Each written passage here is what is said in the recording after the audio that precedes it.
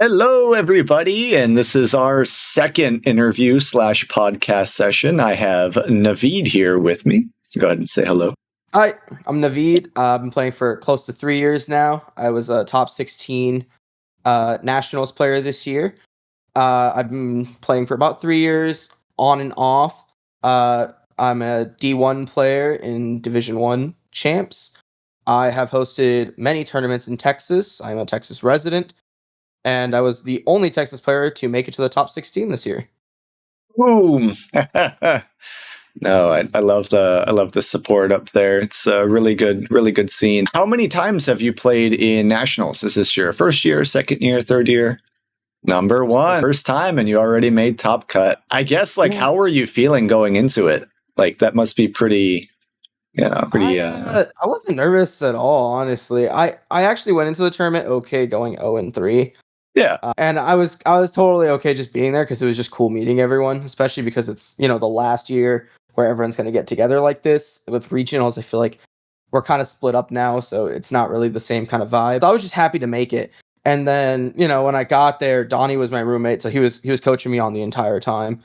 And I really wasn't nervous. I've competed pretty much professionally in two other things before, so I'm kind of used to the whole tournament aspect, and I feel like not being nervous at nationals really helped, especially in the first few games. A large part of it is definitely mental. You were also the semifinal game that was streamed this year, which is pretty cool.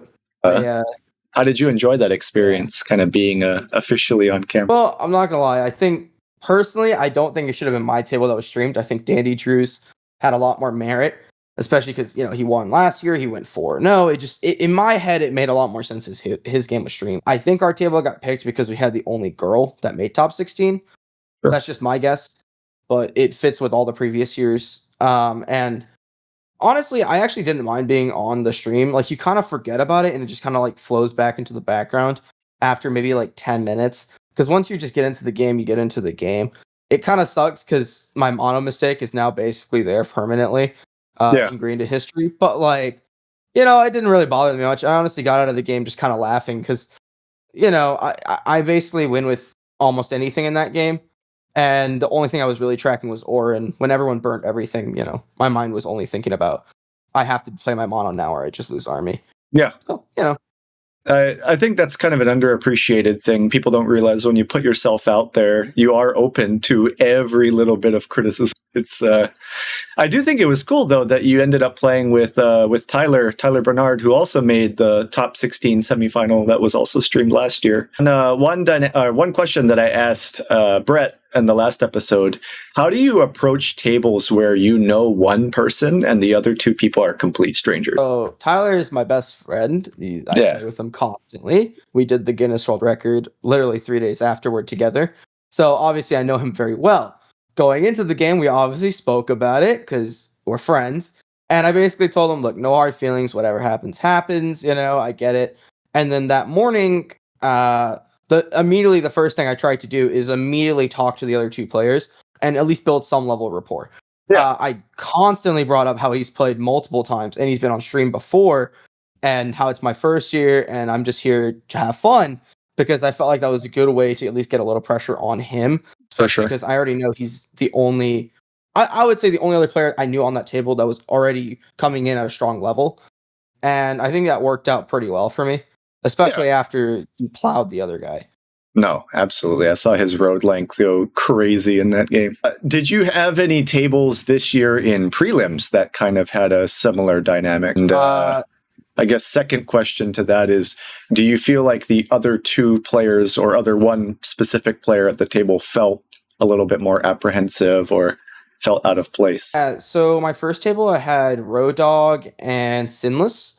Yeah. They're both online players, and a fourth was a random. And then my second game, I played with, I forget, somebody else. And then in my third game, I played with me and Noise Pond. Yeah. So my first 3 games, all of them had online players. My first game especially was pretty tough. Game 4 was 3 people I didn't know. Yeah. I also felt like game 4 for me was the easiest of them all, which is weird. I know like game one in particular, because we all kind of knew each other but didn't say we knew each other. It was just kind of like this weird energy of like, let's just avoid killing each other's games, you know? And I think it's kind of how it always feels, especially if, you know the other people, you know they're good. Your brain kind of subconsciously wants to just hit them more. When I think the best way to go about it is every time it's your turn and you have like a night, you have like an action that you can do, evaluate it and think it through before you do it. Because at least for like a lot of players that I've noticed, the first thing they do immediately is they just think, okay, well, this is the other strong player. I'm going to do whatever hurts him while still helping my game. When the thought should be, what is the thing that helps me the most in this scenario? Yeah. It's kind of a briefly touched upon topic with some of the players in the scene, like the whole rep block idea. Some people go into the game thinking that somebody has an advantage that they may or may not necessarily have just because of their experience or skill. It's a good point. Yeah. I guess like round 4, you said you played with 3 completely new people that you've never met. Would you say you prefer that kind of table dynamic, or is it you don't really have much of a preference either way? Yeah. Yeah. My round 4 was a little weird. Especially because round 4 is a little different this year. They only had people with wins, so you would assume the last game would lead to a lot more 3-win players, right? Yeah. It actually didn't end up like that, and we were actually talking about it a lot in the semifinal, like breakfast they had the next morning, which was kind of interesting. And a lot of people were explaining that the reason they think that is because a lot of people that get one win don't necessarily have a lot of points, Right. right? And it leads to a bunch of people with 2 wins with very low points. And the other thing I kind of ran into in that game 4 was 2 of the players there couldn't make it. And then the guy across from me, he was 2 wins and 8 points. Yeah. I was 1 win, 9-8 going into it. I needed the win. He just needed 9 points. So that must have created an interesting situation. Yeah. The thing is like he wanted to win. For sure. Which I thought was a misplay, because if I was him, I would just do everything I can to go for 9. But he played for win conditions instead, like Army and Road, which then I immediately fed away, causing him to drop down to 7 points. Yeah. On the last orbit of the game, he was able to get 1 more point, getting to 8. And he basically asked me if I could give him 1 more point to get to 9. I already had guaranteed win in my hand, so I said no. Yeah. Basically getting rid of his chance to make top 16 and then put down my own point because was he probably placed like what, 18 or 19 then with 36, right? Somewhere in the cutoff. That's brutal. He was very close. Yeah. And it was even worse because, he got up and he started crying and stuff. And I've never really gone through a game like that before where someone goes out, like starts crying or something mid-game or after the game. And I just think, with tables where you don't know anybody, the best thing you can do is try and leave the game with them always having a positive view of you. So I made sure to apologize to him, made sure to explain why I didn't give him the point, stuff like that. And I think by the end of the tournament, he actually saw me in a good light, which I think is important because these are people you're going to keep running into every year. Yeah, absolutely. The dynamic you described is actually very similar to what happened with me last year in my round 4. So Sonny Spencer and I both went into the 4th game with 2 out of 3 wins, and either of us just needed 9 or 10, but the other 2 players were already out of the event. So that 4th game can feel really, really stressful for a lot of people. What I was happy about this year was when I went into my 4th game, I knew I was already out because I was only 1-3, and I had one other guy that was also 1-3, and he was super low points. So our game, like, on the surface, you would think would be really sweaty because 2 people need a win to advance, but I think it was just a very clean and cut game. But yeah. Well, it's pretty good. Like I said, I think this year, the 4th game was actually weirdly less competitive than the previous years. Yeah. Because unlike the previous years where you let anybody with decent points get through, you get prioritized if you have a win but low points, which I didn't like because I think a lot of people this year took more high-risk setups knowing that they needed to win to play game 4, when I think it was actually safer to go for points and just build like a actually solid setup over taking a riskier strategy that can win at a higher frequency. Yeah, I agree with you. And I think also something that negatively contributed toward that is the timer dynamic. I feel like there was less build to 10 attempts in my games. I think everybody tried to define a clear road or army path for themselves. But the timers were weird this year. I think a lot of people have had their opinions. I actually weirdly don't have an opinion on it because I think 3 out of the 5 games I played at Nationals, I didn't have a working timer. yeah, my round 1 was similar. So I actually only had 2 games where I had a working timer.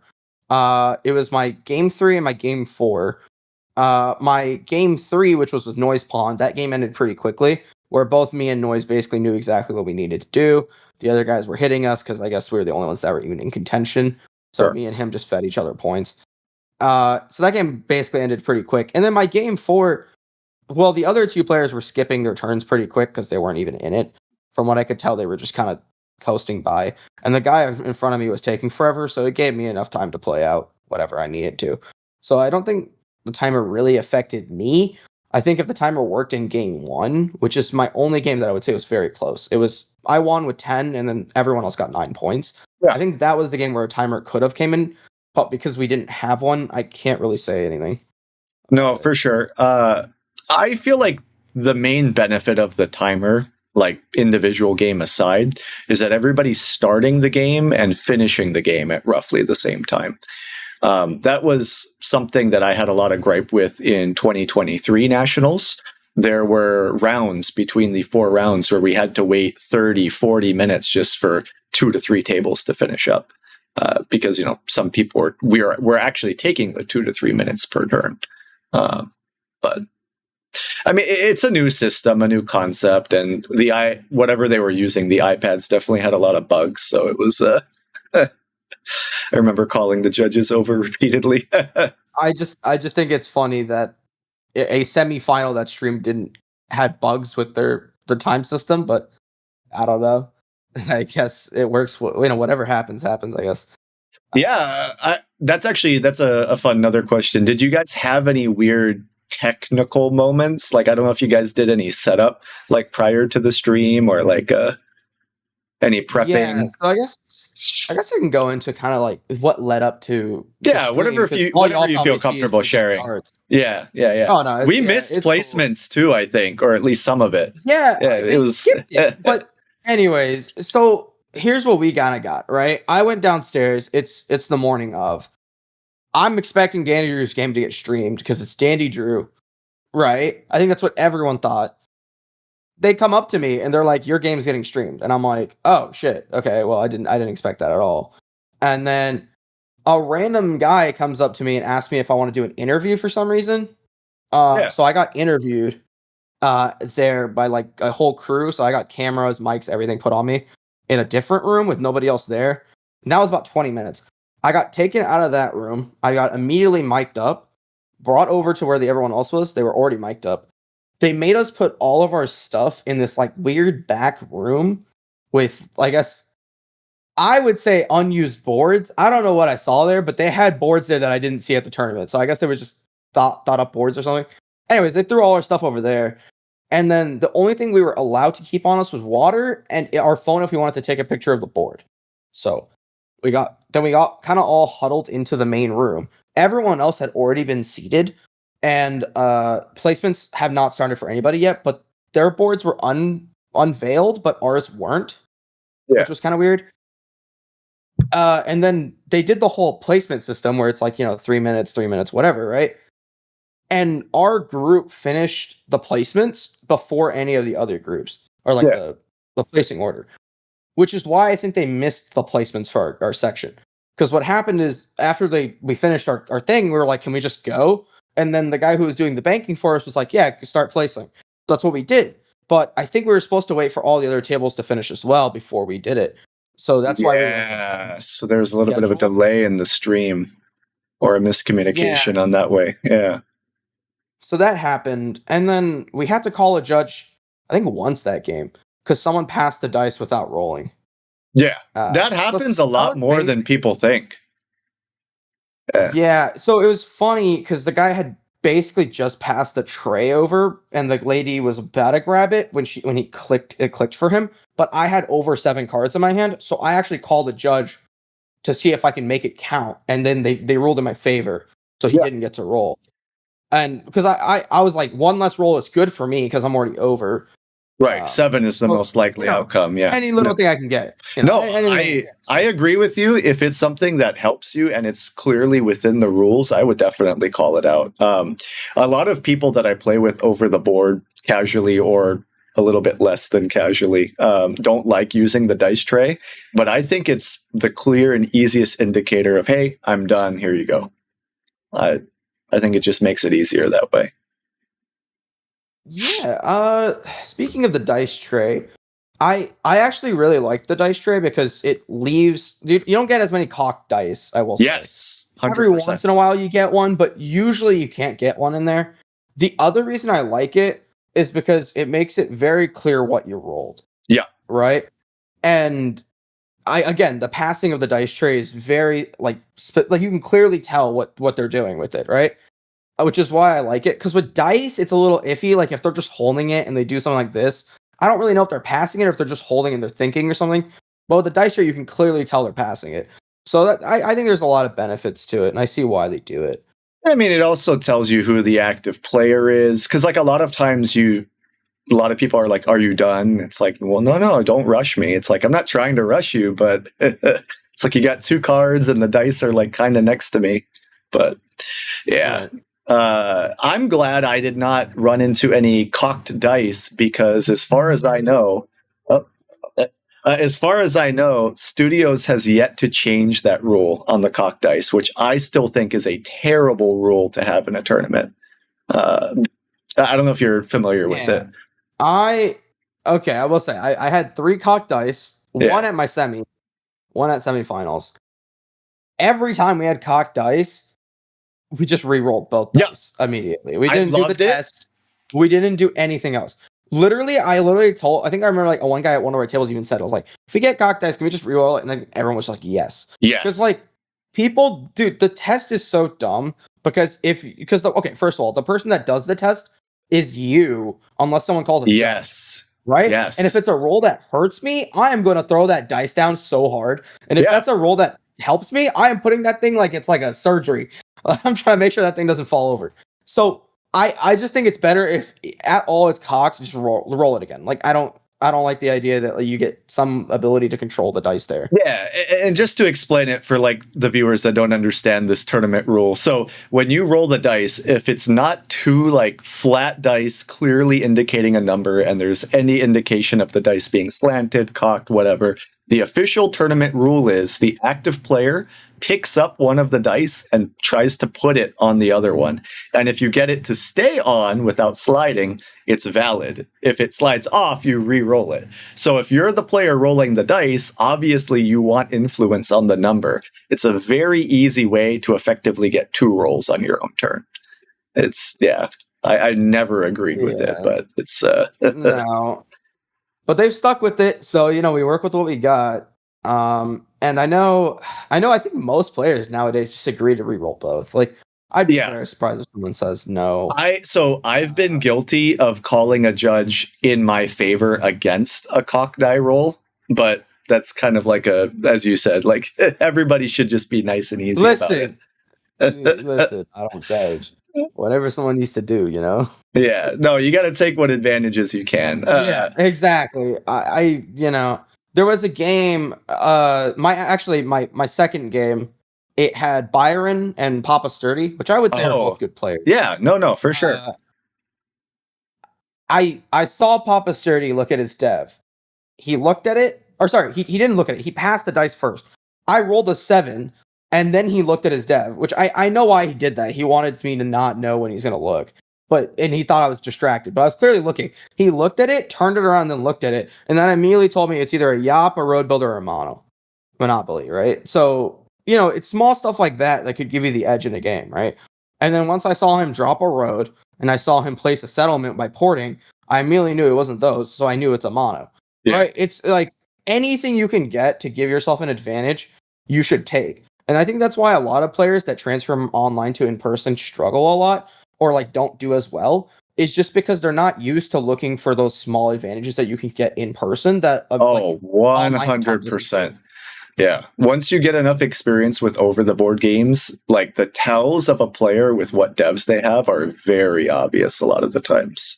Um, there was a funny sequence in a scrim game that I played on Sunday where someone was negotiating a trade with another player, and I was solo blocked at the time. And while he's discussing the trade, they're about to exchange cards. He looks at his dev. He flips it down and he looks at the other one and flips it down. And I tell the other guy the only reason he does that, That's the other one's a non-knight. yeah, is he's playing an action card right now because he's solo blocked. Why is he playing a knight? He's not getting army. So it ended up being a road builder, right? So I was trying to like defer the trade, like to not happen because why would you? Exactly. Yeah. Yeah, It's always the little stuff, you know, like it's Yeah. crazy. You know, me and ABH have had a lot of conversations actually about it, and you know, I've run deep in the scene for a while. It's my first nationals, but I've made a few finals, and you know, I've been around long enough to like hear about all the little different strategies. I know for a while the dice tray wasn't required, and I heard what some people were doing in the past. This has been patched, but I've heard what some people were doing in the past is they would roll one dice, and if they don't like the number, they would roll the other one off the table because it's a reroll. So, like, if you're Yeah. going for like a bigger number and you roll and it's a low, like it's like a one, you just throw the other one off the table and then you can re-roll both. Especially on crucial rolls.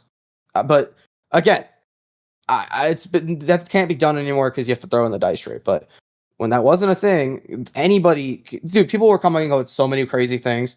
I know something that people still do, and I've caught people doing this, is they will put more cards in the bank than they need to put their hand down in size. It's pretty common. So again, like all these little Like, things that yeah, like the online you revert. can't do. No, for sure. It's like cheating, but in reverse. Like someone will notice if you take too many cards, but if you, oh, I forgot to pick up a card, or oh, I put one too many back. Yeah. Well, the rule, okay, so it's weird because you're not actually breaking any rules. The rule is any cards you throw in the bank need to be eventually used. If you put too many, they're considered dead cards, right? And it's because people have accidentally put too many. Well, you could just be like, oh, I accidentally put too many cards, right? And it could actually be beneficial because, you know, if your hand's 6 cards left after a 4-for-1, throwing a 5th card in there might actually be worth it because going down to 5 or 6 is a big difference in the chance of you 7ing out. Yep. And I think people love to take advantage of anything they can get. And this is why I really like that Catan has been trying their best to be very strict on the rulings for some stuff. But, you know. Yeah, it's something that a lot of people forget about because online automates everything. Like even another one that I love, and it sounds very common knowledge, but it's really not. When you roll a 7 or play a knight, a lot of people, when they pick up resources, they leave their cards in the same order. So like, oh, we just rolled 2 brick. I just see the 2 brick that you picked up, you put on the right-hand side of your cards. You didn't shuffle it. So I'm just going to grab the brick. Whereas someone might be like, yeah. I've also noticed if people shuffle in their actual hands, the valuable resources usually end up on the ends and not in the middle. It's either directly in the middle or on the ends because the subconscious mind likes to put them away from where people usually grab, which is the 2 diagonals. So I've noticed that it's actually more efficient to do it on the table or not look when you're shuffling. But, you know, any little thing you can get, you know? Yeah, you're right though. I've definitely I feel like I steal more cards when I like put the robber down or play a knight on someone's like left hand side because I feel like when I structure my cards like when I'm about to action, I'll do all my actions like if I have, let's say I have 3 wheat, 2 ore, or 2 wheat, 3 ore, like I have a city, and then I have like 4 wood. I would put the city on the left and then the 4 wood on my right, like because I'm like trying to plan out my turn. And if somebody robs me and they see me shuffle, they can figure out where the cards are. It's just one of those things, right? Hand management. Yeah, there's like I said, a lot of nuances. Going back to the whole nationals thing though. Some information that we kind of got told in the 16 downstairs. I think this is before Noise Pond got there too. They're planning on revamping the whole nationals, right? Obviously, everyone hearing about it. one thing they didn't really talk about is why they wanted to get down to 16. Obviously, they want to record all the games, but the other reason, or at least what they were saying, was they want to give out better prizes if you make top 16. One of the ideas they had is like a private concert just for the top 16 and their staff, or like, some other like pretty cool like rewards. So I thought that was pretty interesting, and I was kind of weirded out that they didn't bring that up in like a bigger setting, but just there.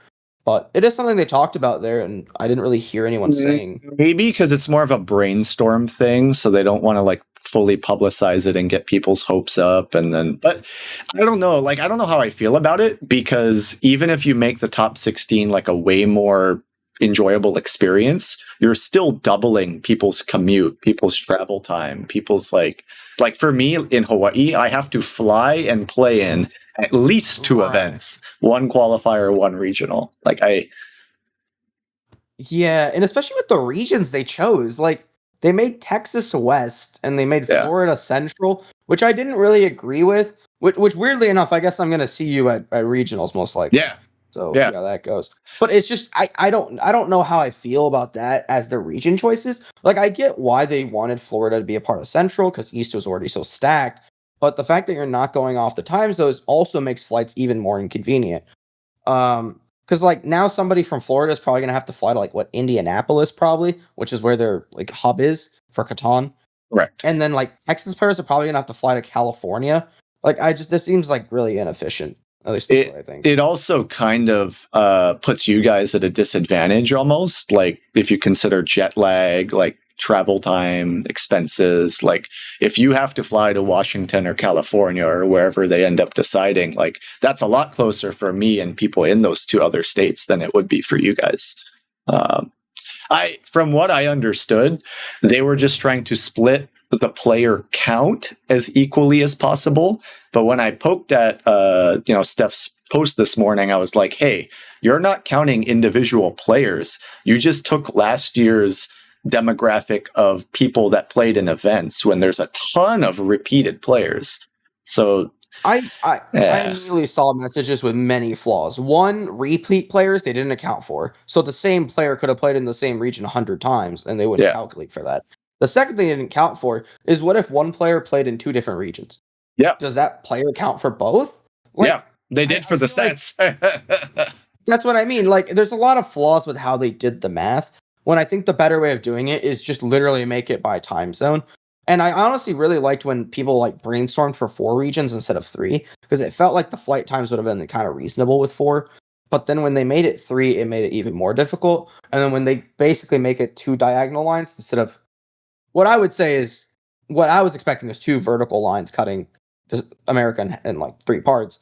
They just made it 2 diagonal lines, and it kind of led to basically people like on the ends of one time zone having to fly a lot more to make the regional in a different place. You know what I mean? It's interesting because they're making Masters the 4th region. And I was joking about this with Drew, and I don't mean any negativity when I say this. I would much rather play in a Masters event than like a random qualifier 100%. Event. No, like 100%. I think that's easier to get in. So no, it's crazy because Masters, first of all, is locked to a certain amount of players. It's private. Also, it's not public. It's private. That's 2. 3, the benefit of Masters is that you still get to play in a regional. Yeah. If you don't win. So you basically get 2 chances to qualify when everyone else gets 1. So I feel like that's already kind of unfair in that sense. It also, the biggest thing. Yeah. Oh, sorry. Go ahead. No, I didn't mean to interrupt you. Go ahead. I just think, no, you're good. I think just the biggest thing for me was, why did they get 4 spots? I think if each region is getting 4 spots, which is 12, Masters, which has a way lower player base, if you're going off the sum of players in each region, why would you go off Masters, which I would say has the lowest amount of players, and give them the same amount of spots? Like, I get they're repeat players, but the players from 10 years ago are way worse than the players from now. That was actually going to be my second point, is that it unfavorably, in my opinion, like biases people that have never, well, I won't say never, but the amount of people on the Masters list that are repeated players year after year are very, very small, right? So the idea for me is, would I rather play against 15 people that I know are really good and good friends with, or would I rather try to fight, I don't know, 100 random people? And I think as a Catan player, the answer is pretty simple. You would want to try a smaller structured event where you know all the players versus a completely random event that's much larger in scale. Speaking of the Masters list, I did make it this year. I'm on the list now. Me too. So But- it's like Yeah, but the thing is with it is I think the cutoff for Masters this year is really high. Yeah. Like this year that just ended, the cutoff was one point because no one really cared if they wanted to go or not. It was kind of like literally anybody that had 1 point could have went, basically. This next year, I'm estimating it to be 3 or 4 points to be able to go. Yep. Which is a pretty high cutoff if you think about it, because of how they do the points, right? So my thought was instead of it being a by the points going down, I thought it would be more fair if they literally said, if as long as you have a point, you can attempt to join Masters, and then they would prioritize the people at the top or something. And maybe like they raffle off some of the spots to everybody else. That way at least everyone has a chance to get in, but they just give like the top 30 spots to the actual top 30 people with points.